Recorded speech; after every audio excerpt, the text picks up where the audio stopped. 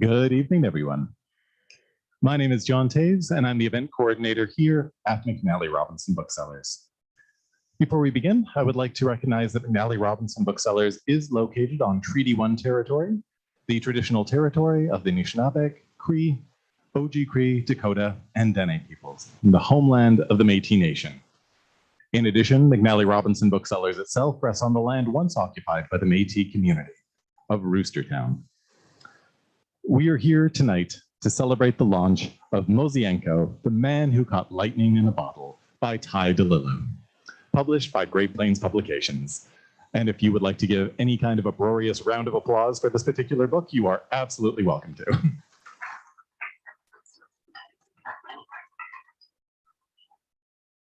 I am keenly aware I am the least interesting person who will be behind this podium tonight, so I will rush through and make sure we can get to the real meat of the event.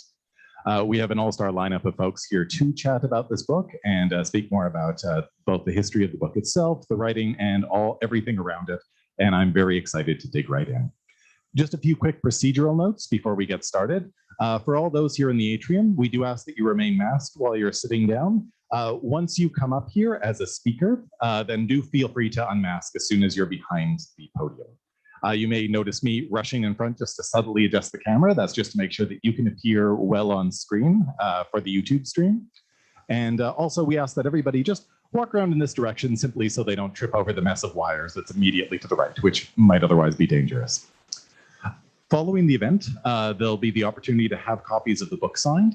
So after that, we will leave what is designated as the performance space and enter the retail environment of the actual bookstore. So we'd ask you just to humor us based on regulations. And at that point, please remain masked, but also begin to socially distance once you actually leave this space. Here we are performing, elsewhere, it's merely a store.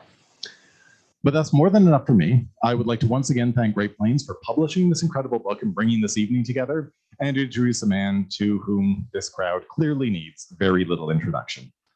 Your host for the night, Jordy Douglas, is a former professional hockey player from Winnipeg who played 268 games in the National Hockey League and 51 games in the World Hockey Association. He played for the Hartford Whalers, Minnesota North Stars, and the Winnipeg Jets. Please join me in welcoming Jordy Douglas.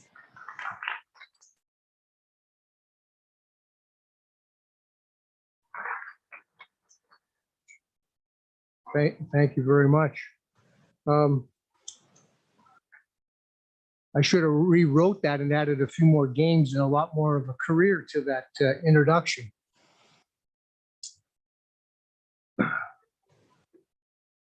I'm a little nervous only because this is such a powerful book from telling a story of a very special individual in Winnipeg. So I want to welcome you all here for the launch of young Ty Dilello's well-researched book on Billy Mosienko. I'm very honored and excited to host this evening. And I'm going to keep it really short. My part of it, you want to hear from the experts, so to speak. So please let me share with you tonight's agenda. We will, of course, hear from Ty. He's going to speak about the book. In addition, we will hear from Bill's son, Bill Jr., and his daughter-in-law, Jennifer, who is the artist for the cover of the book. Outstanding pictures on the book.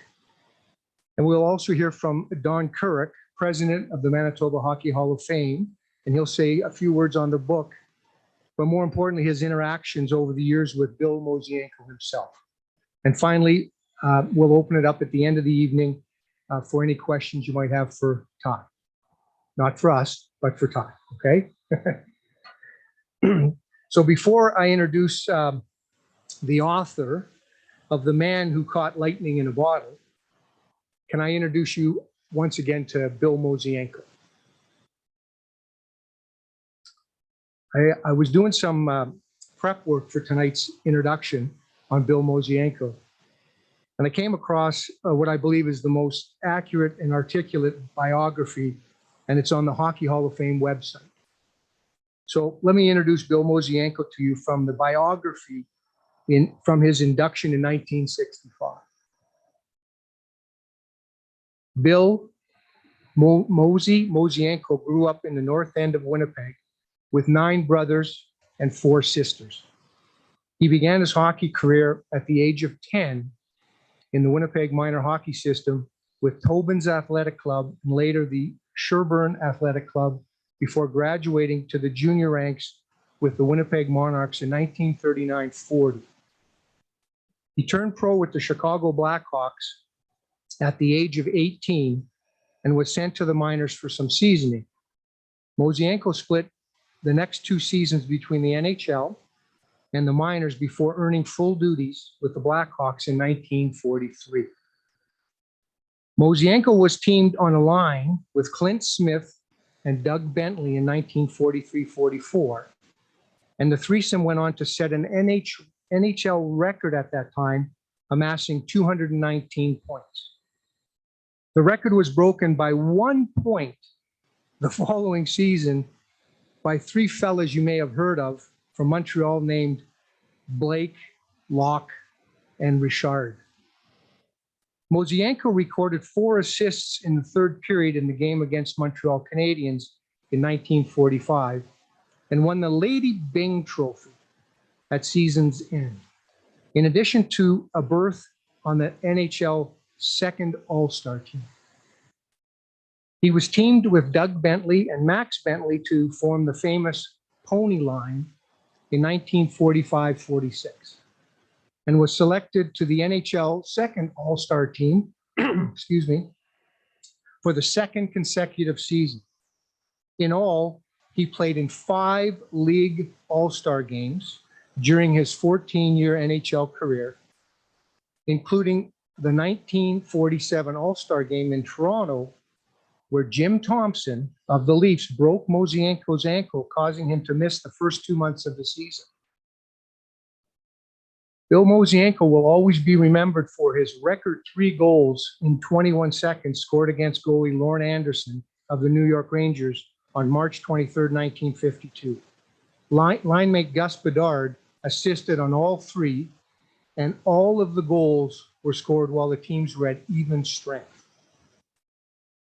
Mosienko suited up for the Winnipeg Warriors of the old Western Hockey League in 1955 and 56 and helped the team win the league championship. He was named the Western Hockey League's All-Star team in 1957, 1958, and 1959 seasons, and was named Manitoba's Athlete of the Year in 1957. He retired for good in 1959, but coached the Warriors the following year before turning his attention to Winnipeg minor hockey, the Manitoba Old Timers, and the Hockey Players Foundation, as well as playing in annual golf tournaments. In 1980, he was inducted into the Manitoba Sports Hall of Fame and to the Manitoba Hockey Hall of Fame in 1985. In 1991, the city of Winnipeg renamed the Keewatin Arena as the Bill Mosienko Arena, and in 1965, as we know, he was inducted into the Hockey Hall of Fame. Bill Mosienko. A little before I introduce Ty, I'd like to introduce one other young fella in this room who had the pleasure, and I'm sure the only one in here, and I may be corrected, who played with Bill Mosienko in the Old Timers. Mr. Ross Park is an old teammate of Mr. Bill Mosienko. You remember Bill? We can clap for Ross.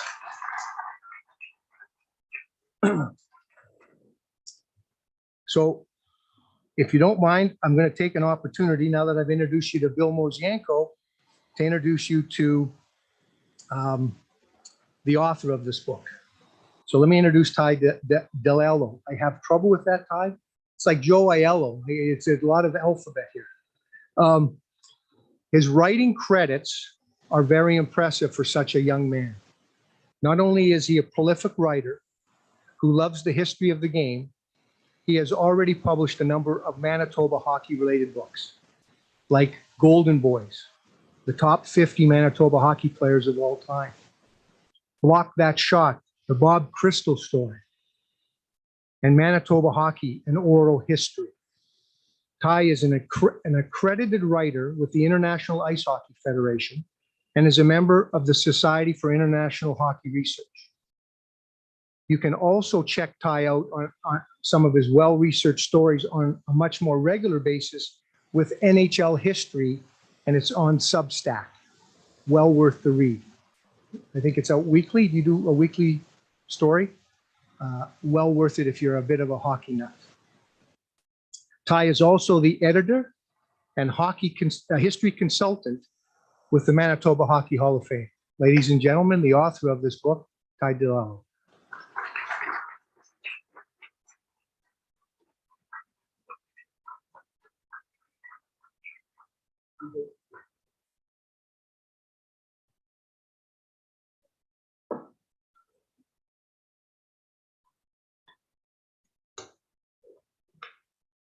Hello, everyone. Thank you for coming out tonight. It really means a lot. I've written a book here about Bill Mosienko, one of our greatest hockey players of all time in Manitoba. To give a bit of background into the book, it was late February of last year that the idea for this book came about. At the time, I was spending a week in Toronto visiting a good buddy of mine. And one day towards the end of the trip, we had gone to a sports card and memorabilia shop. And tucked away in one of the glass displays near the front counter was a hockey card that I thought was Bill Mosienko, but it was underneath a couple other cards. I wasn't really quite sure, so I had the store guy pull it out, and it was Bill Mosienko, and the card immediately piqued my interest, and it also brought back a memory from my childhood. Although being a St. Vital kid, I had many relatives in the north end of Winnipeg that I would visit with my dad periodically. And my eyes would always be glued to the mural on the sidewall of a bowling alley called Mosienko Lanes every time we passed the junction of Main Street and Redwood Avenue. Depicted in the mural is a smiling Chicago Blackhawks player who's holding up 3 pucks in one of his hands. I would ask my dad about its significance, and he'd tell me the story of Bill Mosienko's famous record of 3 goals in 21 seconds. And I thought, 3 goals in 21 seconds, how is that possible? So that's kind of where my curiosity began with Bill. And then ironically enough, just the day before we went to the sports card shop, my buddy and I paid a visit to the Hockey Hall of Fame where Mosienko was enshrined many moons ago. And I saw the stick and the 3 pucks from his famous night. Long story short, I ended up buying the hockey card at the store and brought it back with me to Winnipeg. As I was unpacking my things when I got home, I grabbed the card and I studied it for a while. I thought about how Mosienko was such an excellent ambassador for the sport of hockey here in Manitoba during his lifetime, and that I should do something to commemorate his life. The next day, I called up Mosienko's son, also named Bill, who I'd known previously from writing the book Golden Boys a few years back, as his dad was featured in it. So I called him up and told him that I wanted to dig deeper into Bill's life. And I was quite elated to hear that he was warm to the idea and wanted to help in any way that he could. A few days later, I drove up to his home near Lundar to go through some of the family stuff and ask questions about his dad. Bill pulled out a big trunk, and inside photos and newspaper clippings sorted out like they were coming out of a time machine back to the 1940s. When I left that day, Bill Jr. handed me something that would prove to be perhaps the most essential key to my whole research for the book, a USB stick. You see, Bill did all the hard work for me already, as he had already spent countless hours, I'm sure, scanning old newspaper clippings and photos onto his computer and had categorized them perfectly for me. In total, there were around 3,000 items or so on that thumb drive that would get me started on this journey. So needless to say, it made my job a lot easier. And it just so happened that what would have been Bill's 100th birthday was coming up on November 2nd, 2021. So I began working on the book right away with the idea of having it completed and released for around that time frame. We're only a few days away now from November 2nd, so it turned out to be pretty good timing. I ended up interviewing over a dozen of Bill's former teammates and opposing players for this book, and I'm very, very thankful that I was able to talk to these people and get their stories down while they're still with us, as they're all in their 80s or 90s. Unfortunately, a few of them have since passed away between the time that I talked to them and the release of this book, so I'm glad that I was able to reach them when I did and get their stories included in the book. Even before mentioning what a great hockey player Bill Mosienko was, the first thing that every former player said when I talked to them was how nice of a guy Bill was. That says something when literally every person says the exact same thing. You think that playing so many years in the National Hockey League would gain you some enemies, but nope, not for Bill. As it turns out, Even opposing players liked him a great deal. With that, I learned very early on in writing this book that while Mosienko was a world-class hockey player, he was more importantly a world-class person. Bill was a people person and cherished talking to all the individuals he met throughout his life. He was a huge believer in people and that everybody deserves a chance and to listen to their story. That's not to downplay his hockey career at all. The son of Ukrainian immigrants who came over to Canada by boat just a few months after the Titanic sank off the coast of Newfoundland in 1912, Bill Mosienko was born in Winnipeg almost a decade later in 1921. He grew up on skates in the tough working class North End neighborhood of Winnipeg, where he spent all of his time honing his craft by skating and shooting pucks at the local Tobin's rink just a stone's throw from his home. Shortly after becoming an adult, Mosienko burst onto the scene in Chicago in the early 1940s and scored 20 goals in his first 30 NHL games. With his boyish good looks and that $1 million smile, Mosienko was a hit in the Windy City right from the start. Although he was one of the smaller guys out there at 5'8" and 160 pounds, he was extremely quick on his feet. Bill's strong strides gave him the extra time and space needed as a right winger to get that pass off or fire a shot without much hindrance. He was without a doubt the fastest skater in hockey for the majority of his career, and his speed was something that he was always known for. Mosienko would go on to spend his entire 14-year NHL career from 1941 to 1955 in the Chicago Blackhawks uniform. During that time, he skated on the famous high-scoring pony line with two legends of the game in Max and Doug Bentley. Also in this book, you will read all about the Bentley brothers as well and what they did for the sport of hockey. As for my research, I traveled to the Bentley's hometown of Dilello, Saskatchewan, twice in the past year to get the complete story of the famous pony line. Bill Mosienko often challenged for the NHL scoring title year in and year out and finished among the top 10 scorers 5 times. He was inducted into the Hockey Hall of Fame for his illustrious career in 1965. Most hockey fans today still know his name at the very least for his record of scoring the fastest hat trick in NHL history, 3 goals in 21 seconds on March 23rd, 1952. After the game, he humbly told the press that he simply caught lightning in a beer bottle, hence the title of the book. It's a record that has stood the test of time and will likely never be broken, unless if perhaps they double the size of the nets or something along those lines. Mosienko was also a 2-time NHL second-team All-Star and won the Lady Byng Memorial Trophy in 1944-45 as the league's most gentlemanly player. He also skated in 5 NHL All-Star games and won a Western Hockey League championship in 1955-56 with his hometown Winnipeg Warriors.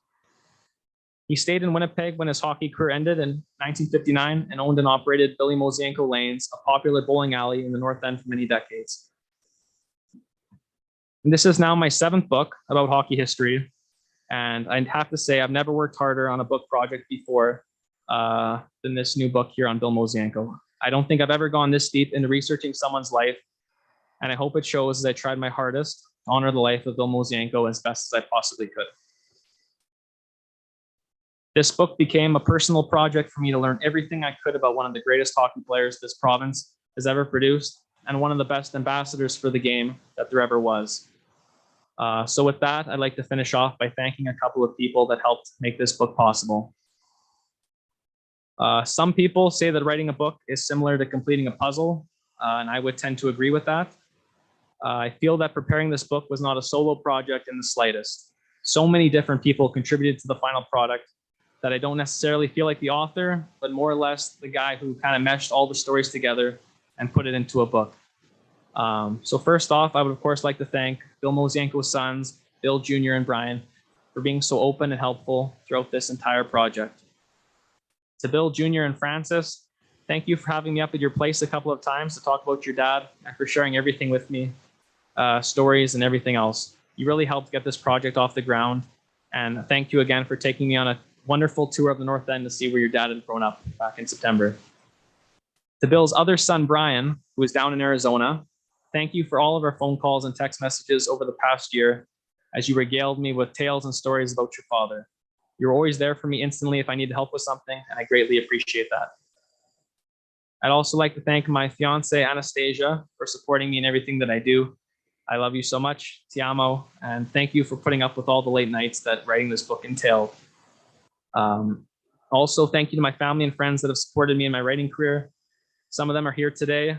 In particular, my grandparents, Roy and Iris, with whom this book is dedicated to. My grandpa, Roy, that is 92 years old, is here tonight, and I'm so happy that you were able to come for this. It means the world to me. I didn't think my research for this book would lead me to Dilello, Saskatchewan, at first, at least, but I'm very delighted that it did. I can't thank Lynn Bentley and his wife, Gloria, enough for their warm hospitality. They are just salt of the earth people who would give you the shirt off their backs, and I'm grateful to have met them and to call them good friends. And I can't wait for my next visit to Dilello. To Jen Mosienko, this might be the most beautiful book cover I've ever seen. You are an incredible artist, and I'll never be able to thank you enough for your amazing portrait of Bill Mosienko that we have in front of us tonight. So thank you times a million. As well, thank you to Marianne Swarek, who was able to dig out a small book about the Tobin's rink in the North End that her late husband, Joe Swarek, had written before he passed away in 2004. I'm also pleased that I was able to meet up and chat with 92-year-old Gordon Semenchuk, who lived across the street from Mosienko growing up and was friends with the family. And with a great memory, he was able to remember those early days like it was yesterday. So it was great talking to someone who was there with Bill as he was growing up. And thank you to Ron and Elizabeth Semenchuk, who helped facilitate the interview, as Gordon is a little hard of hearing nowadays. In hearing the stories of Gordon Semenchuk and Joe Swarek, I really got a feel for what a special time it was on Selkirk Avenue during the 1920s and 1930s. It seemed to be a block blessed by families with lots of kids who, in spite of living during the Depression, made the most of things and had a lot of fun. And then I'd also like to thank Jordy Douglas for hosting the event and Don Keurig for also speaking tonight. It means a lot to me, so thank you guys for coming out. And then lastly, I'd like to thank Great Plains Publications for taking another chance on me and believing in this project. Keith is here tonight from Great Plains. That's been working with me over the last few months, so thank you, Keith. At the end of the day, writing this book was a labor of love, and although it felt like a challenging journey at times, it is undoubtedly the most satisfying accomplishment of my writing career, getting it finished and in your hands. So that wraps up my speech tonight. I hope you all enjoy the book, and thank you again for coming out tonight.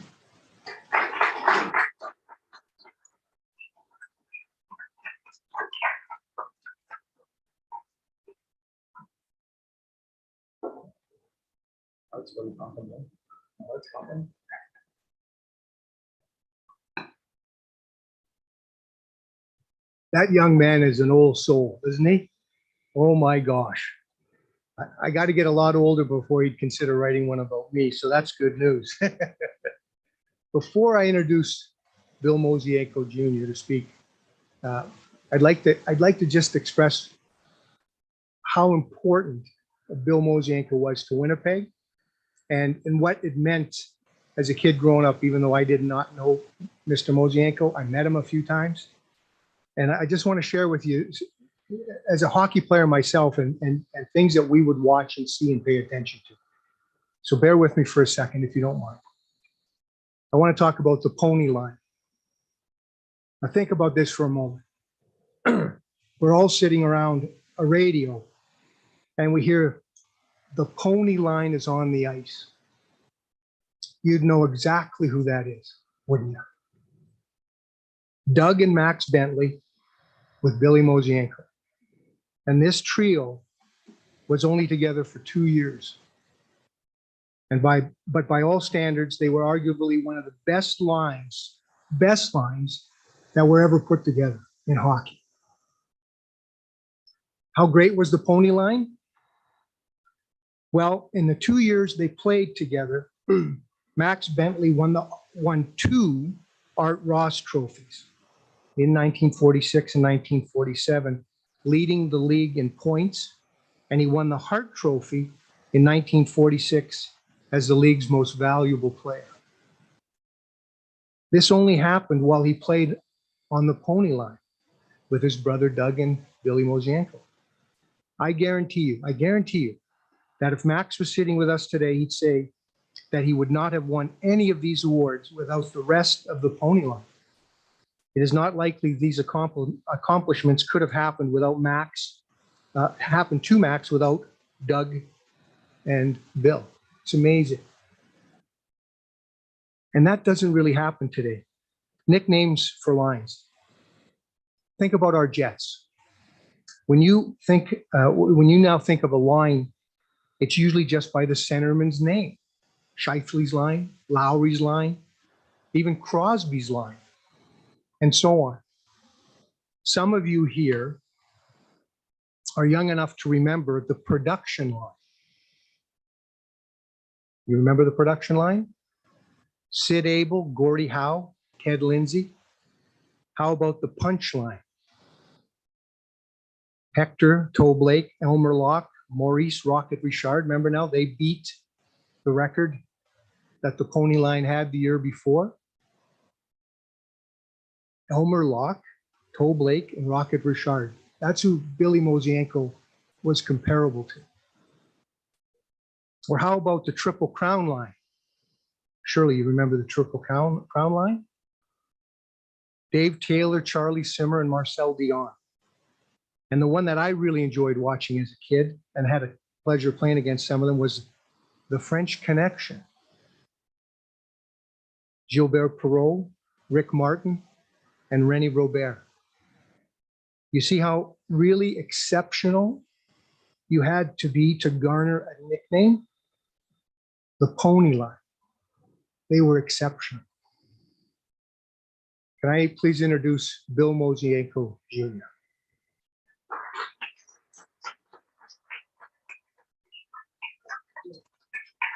All yours.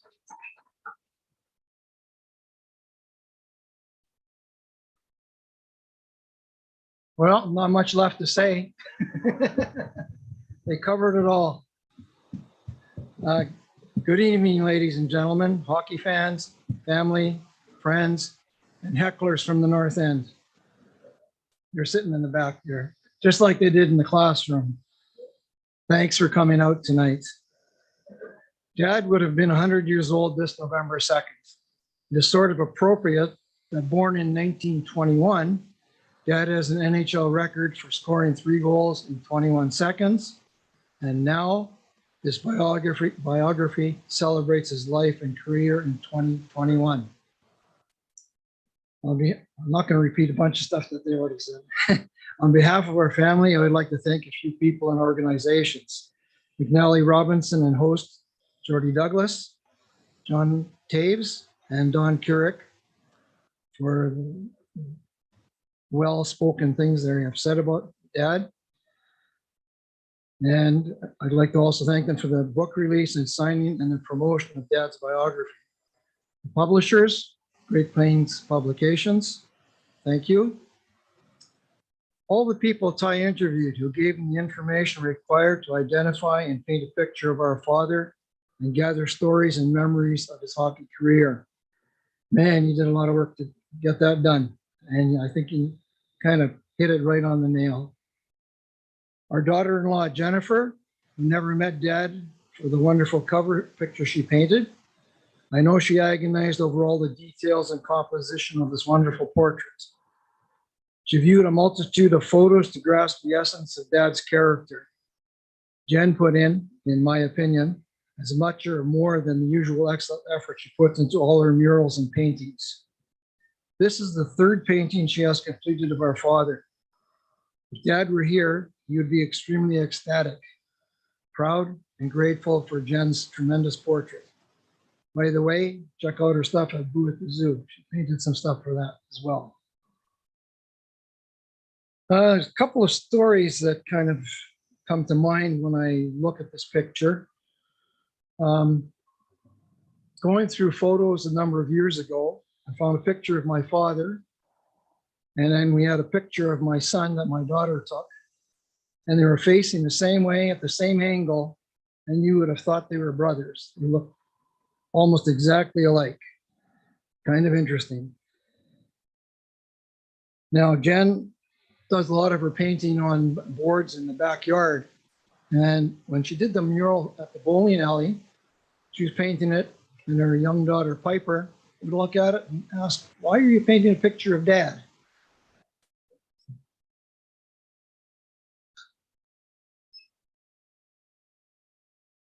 The origin of this biography started one dark and stormy night to quote Snoopy, Ty phoned me to determine if it was okay with the family that he could write Bill Mosienko's biography. I'm having trouble with that word. It didn't take me very long to put my stamp of approval on the project. I had been scanning hundreds of photos, as Ty said, newspaper and magazine clippings, programs, scrapbooks, letters, telegrams, and much more. Fortunately, Mom and Dad collected and preserved all of this. Much of it was saved unorganized in boxes waiting to be put into scrapbooks. My next step would be to organize everything. It was a bit intimidating. Voila, Ty came to the rescue. Ty has a vested interest in preserving the players, stories, and history of a bygone era of hockey for the generations of fans to come. He has proven this with the books he has written about players of that era, as mentioned before.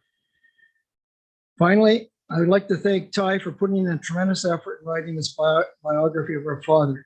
I know he spent many hours investigating and reading magazine and newspaper archives, talking, visiting, and interviewing retired players and people connected to our father and family, and of course, writing into the wee hours of the night. Ty has pieced together a ton of historical facts in his writing and produced an intriguing story. But I guess I'm a bit biased. If Dad were alive to see and read this well-done biography, he'd be overjoyed and pleased with Ty's efforts. This would be among his most cherished moments. Thanks, Ty and Jen, and all the other contributors. Thank you.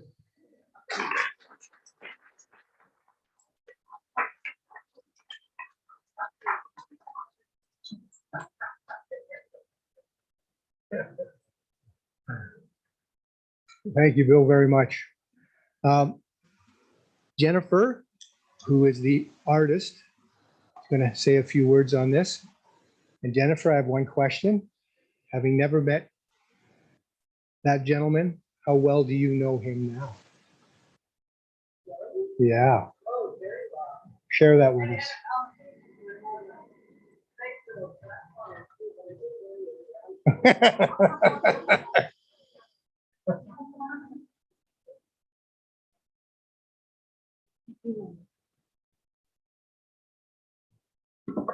And I found my reading glasses, so I'm very excited. Good evening. It was an honor and a privilege to be asked by Ty to do the cover. The first portrait I ever did of Billy was 10 feet high, the mural. The second was a little project I did for my husband for a Christmas present. That one was 2 inches.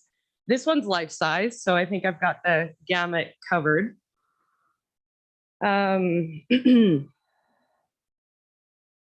Glasses aren't helping, apparently. For those of you who don't already know, I married Billy's grandson, Ken. We have a daughter, Piper. It's always a meaningful experience painting my husband's grandfather and my daughter's great-grandfather. They all share the same uncanny, beautiful blue eyes.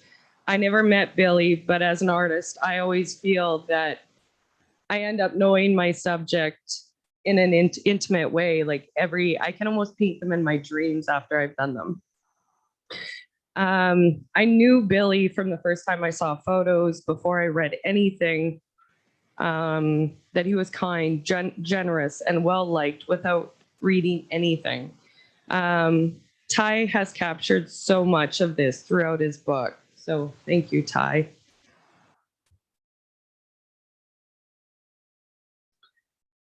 Your time and your amazing work, your sincere love of the game, and passion and integrity is absolutely apparent in this book.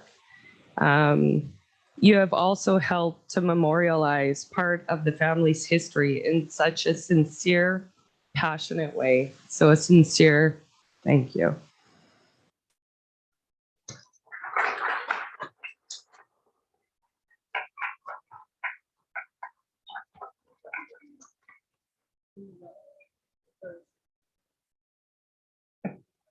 This one there. Jennifer, thank you very much.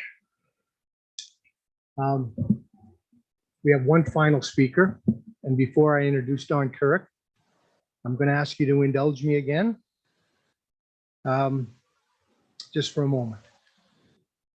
I'd like to share with you that, in my opinion, excuse me, there have been very few true hockey legends that have lived their lives in Manitoba after they retired from the NHL. I might suggest there are only two that have this legendary status. Mr. Bill Mosienko, and I would like to think the other is our four-time Stanley Cup champion, Ab McDonald.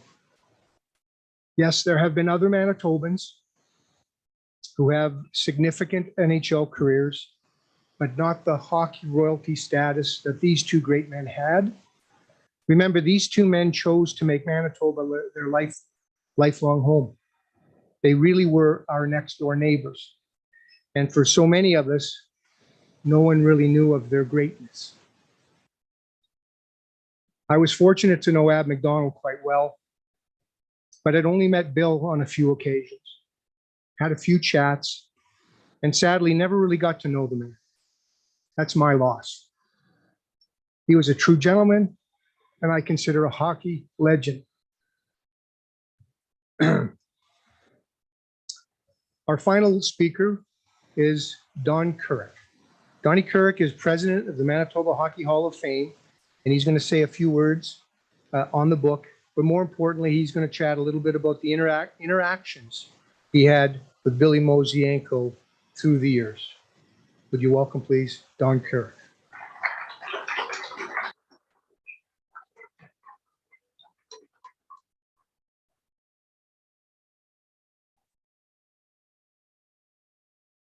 It's obvious I didn't pay him enough money to say nice things about him, so here we go.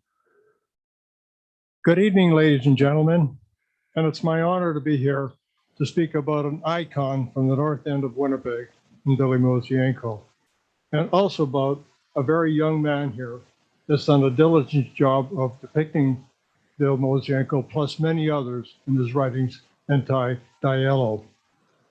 Like Billy Mosienko in the arena that was named after him, the Kuwait Arena, likewise, and I've been forefronting it, there'll be an arena named St. James Arena is going to be renamed to the Ab McDonald Arena to come December 13th of this year.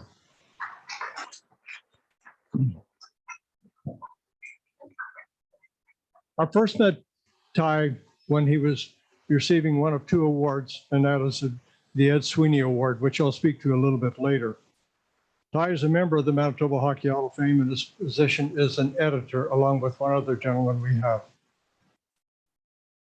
He is a gifted person in his ability to put words together and to depict them as he is in the books, the 7 books that he's written. I can think of people who haven't read 7 books in their lifetime, never mind written 7 books.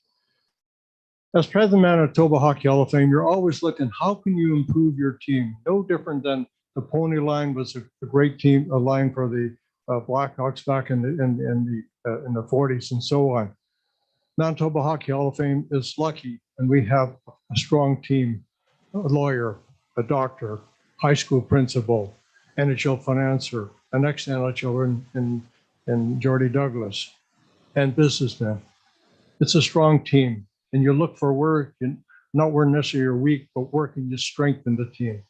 I did so when I realized what a quality person that Ty Dilello was when I first met him when he won his first award, the Ed Sweeney Award. Now we have a man at a young age, at that time was 25 years old, already had written 5 books. How could I lose? Come on, be part of our group. And he's being there, and he's a welcome addition. Thank you very much, Ty. Billy Mosienko, he's an icon of the North End. He lived on Cathedral Avenue, not far from myself.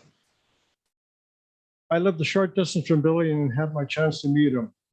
Friday nights at the Robertson Rink.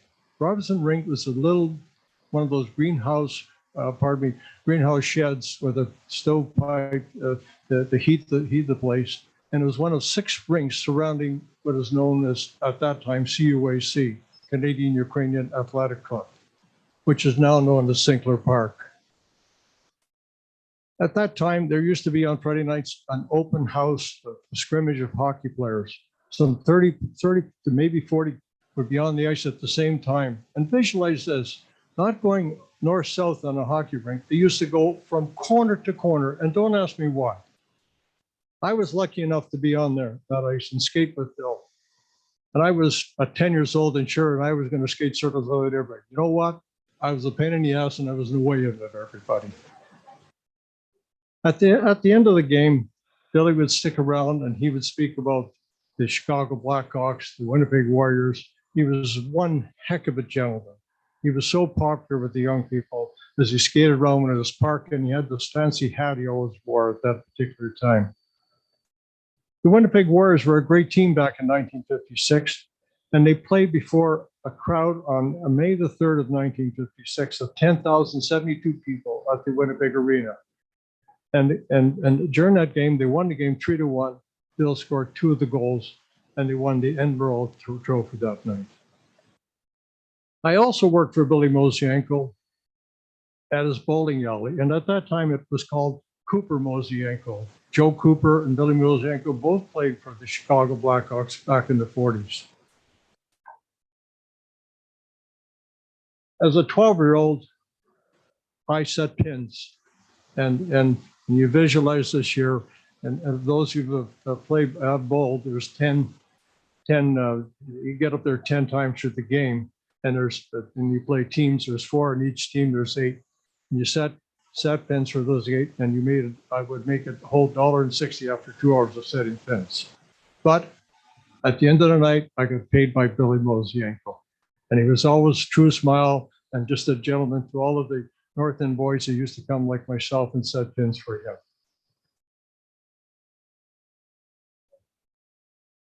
I look forward to reading Ty's book, the Manitoba Hockey, pardon me, sorry, I got ahead of myself.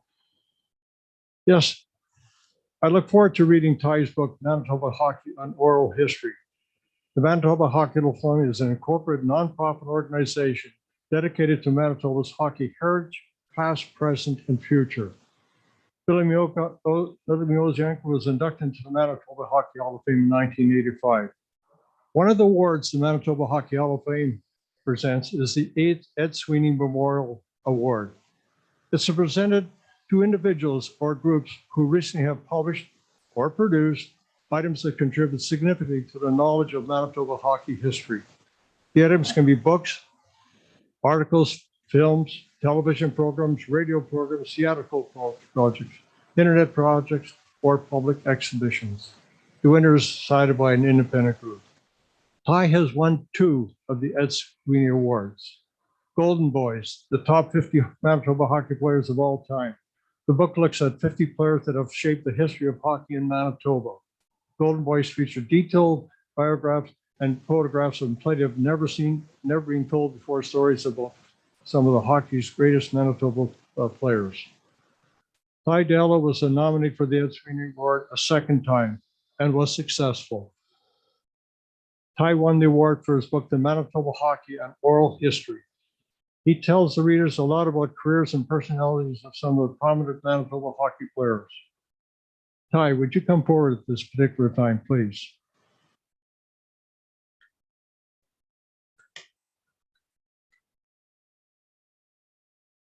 I have a presentation to make to Ty, which is the Ed Sweeney Award.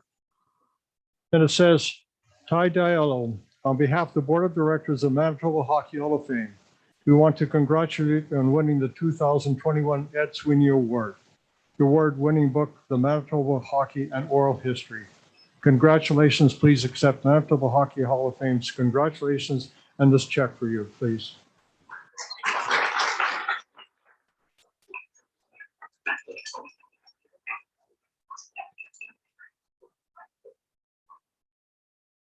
Ty, you're only going to be successful.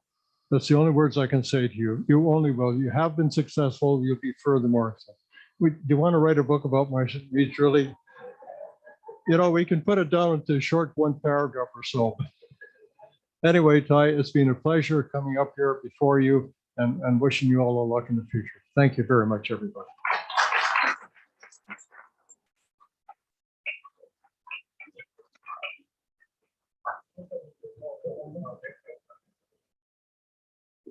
for you that do not know, Donnie Kirk was a heck of a referee in his day.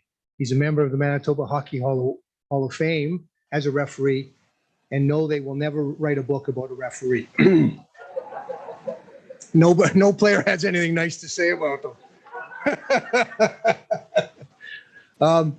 That concludes the speaking portion. I'm going to invite Ty up. If there are any questions that you'd like to ask the author on this book, he's going to spend a few minutes with us answering those questions. Ty? Just before the Q&A begins, I should point out that what it will do is ask you just to put up your hands, and I'll then approach you with the microphone. I'll repeat the question back into the microphone for the benefit of all those on YouTube and to ensure we're not passing a microphone between ourselves. For all those watching on YouTube, you're more than welcome to throw some questions in the comments as well. I know there's some people watching right now. And if you would like to start with an online question from YouTube, Braden was wondering what your favorite moment was when writing the book, and what did you learn while writing the book, Ty? I think that's my brother, Braden.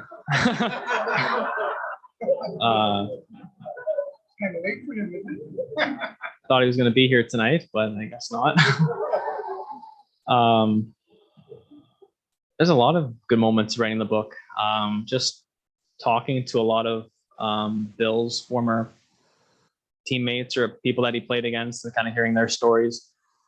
Just hearing what the National Hockey League was like back in the 1940s and 1950s was, really cool. I've been lucky over the years to have interviewed a whole bunch of old hockey players that have told me so many great stories.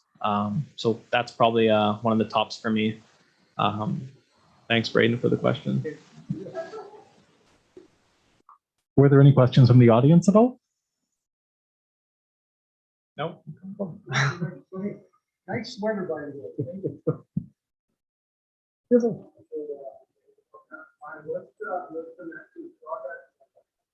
What's the next big project in the works, Ty?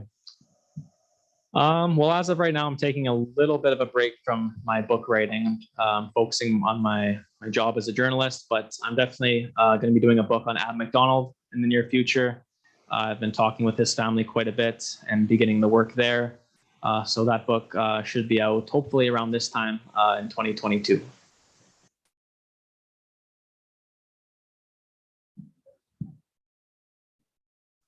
Any further questions at all?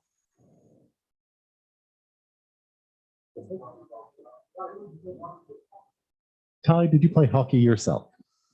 I did, not very well, but I did play. I was a goalie and a street hockey goalie. Me and my buddies played all the time. And then when I was about 11, I switched over and started playing tennis and curling. And I still play both of those sports today, and I still play hockey, with my buddies once in a while. So it's been a lifelong passion, hockey playing wise, and books. Can I add that his favorite player is Peter Bondra, Washington Capitals. Yeah. And he didn't become a fan until 1998. He was about 2. 4.5, yeah. Is that true? Yeah. Peter Bondra. Peter Bondra. Yeah.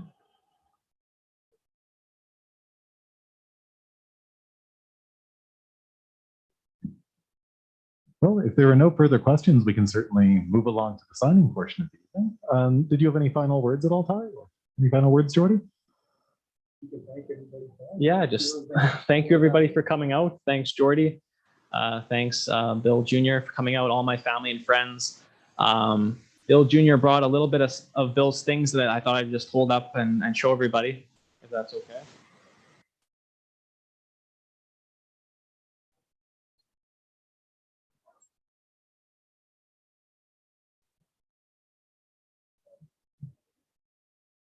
So these were Bill Mosienko's gloves that he wore in his career. You can see they're a little different than the gloves that players use today. You can see it says Mosienko there, and it's definitely been worn quite a bit over the years. So yeah, these are what players back then in the 40s and 50s would have used. So let's hold it up for people to see. Yeah.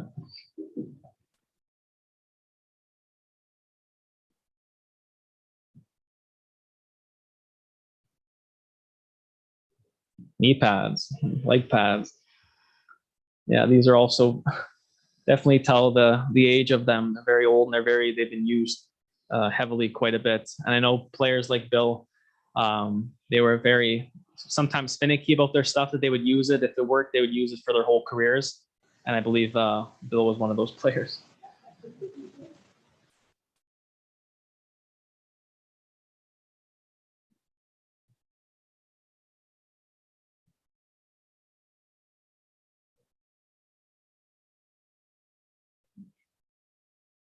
Nope, wrong.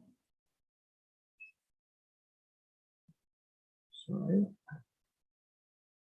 Yeah, this is a Chicago Blackhawks cardigan that was given to Bill, I would imagine, at some point during his career, and he would wear it a ton, I'm sure. This is a very, very cool piece. It's still in great condition after all these years. This is incredible.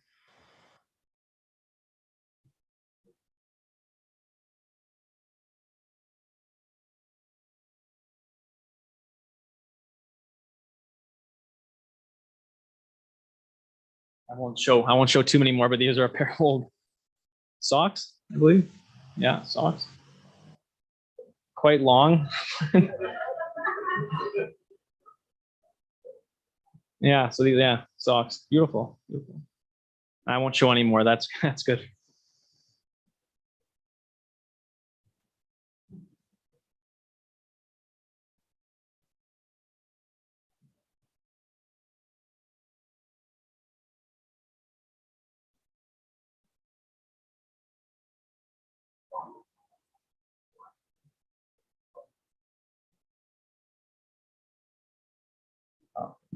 So thank you again for coming out, everybody.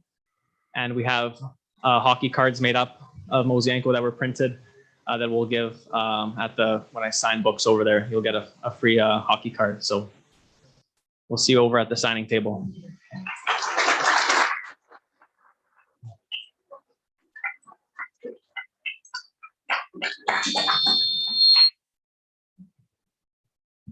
Thank you so much, Ty. Thank you, Jordy. Thanks to all of tonight's speakers. We will be moving along to the signing portion of the evening, so we'll just ask that you all give us just a moment to get Ty situated at the table. That is right just past our cash desk. We have copies of Mosienko available for sale at the cash desk, so you don't need to run around the store and try to track them down. You'll hear a few ominous announcements indicating that the store is closing. Rest assured, this is just for the folks that are browsing. You are more than welcome to get in line and have a copy of the book signed. We will not kick you out. Thank you again to Great Plains Publications. Thanks to absolutely everybody for joining us here both now and in the future on YouTube as well. The video of tonight will remain up, so if you'd like to revisit it or share it with anybody, please feel free to do so. But I'll just ask you to join me one final time in acknowledging Ty Dilello.